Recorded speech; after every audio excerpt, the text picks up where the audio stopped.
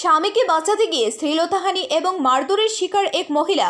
জানা গেছে গোলাঘাটি বিধানসভার অন্তর্গত কাঞ্চনমালা বাজার সংলগ্ন এলাকার গৌতম সরকারের বাড়ির সামনে ওনার বাইক পার্কিংকে কেন্দ্র করে এক এলাকার প্রিয়তম সরকার নামে এক যুবক গৌতম সরকারের সাথে ঝগড়া বিবাদ শুরু করে।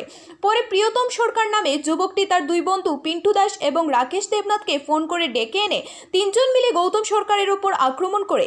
স্বামীকে বাঁচাতে গৌতম সরকারের স্ত্রী ছুটে আসলে ওনার উপরেও মারধর সহ শ্লীলতাহানি করে বলে অভিযোগ। এই ঘটনায় রবিবার দুপুরে গৌতম সরকারের স্ত্রী আমতলী থানায় দ্বারস্থ হয়ে অভিযুক্ত প্রিয়তম সরকার, রাকেশ দেবনাথ এবং পিন্টু দাসের বিরুদ্ধে মারধর এবং শ্লীলতাহানির অভিযোগ এনে লিখিত আকারে মামলা দায়ের করেন।